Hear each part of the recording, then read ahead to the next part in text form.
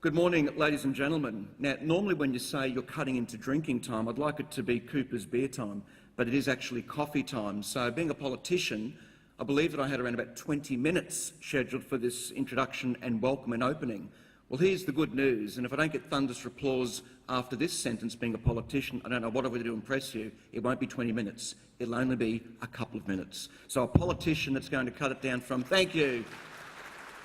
I thought that might at least get a little bit of applause anyway. I will come back a little bit later on in another plenary session to talk about exactly the whole notion of contestability, because that is the topic, certainly for the Queensland contingent, and it may be of interest to other people from around the states as well. I would like to, of course, welcome you all delegates and all exhibitors from Australia and overseas to the beautiful Gold Coast, to this year's conference and expo. A very quick straw poll. Do we have any Sydney Swans fans in the audience at all? Any that are game enough to put up their hand? Well, I'd put it to you that you might want to, in fact, avail yourself of the Coopers on tap here to drown your sorrows. Are there any Hawks fans here at all? Couple? I'd put it to you, you've probably been on the Coopers ever since Saturday night. It is really very difficult to speak after Patchy, who's a great speaker, and also in relation to following a great presentation on what I think is one of the great family traditionally owned breweries around the world, and that is Coopers. And I confess I am a beloved pale ale fan as well. But on with the introduction. There are a couple of things I'd like to say. When you have a politician do an opening like this, you can do one of two things. You can either turn off and look for the Cool Mints or the Mentos on the table and think about what you're going to have to accompany your cup of coffee shortly, or you can actually, at least for 30 seconds, listen.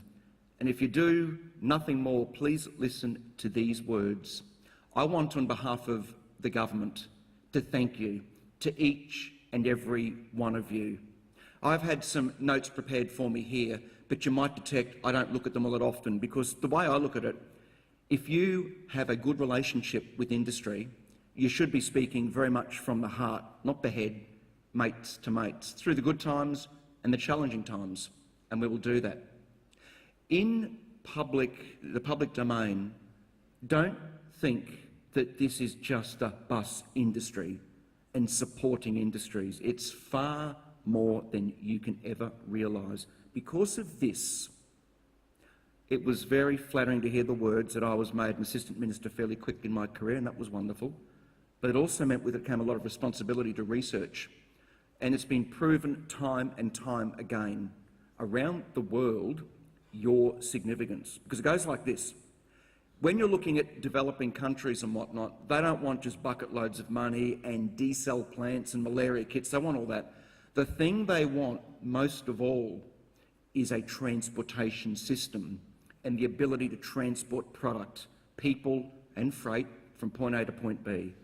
What it is that you do in an advanced economy, what you contribute through public transport, through the bus industry, is absolutely exponential.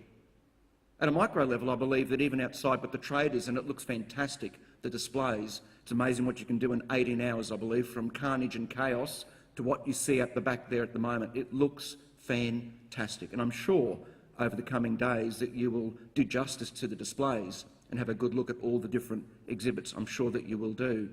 I believe that just the mere spin-on effect is probably somewhere in the vicinity of $28 to $30 million, just this conference, to the local economy here. At the end of the day, the bottom line is this. You are true professionals of what it is that you do, and you are to be thoroughly congratulated for it.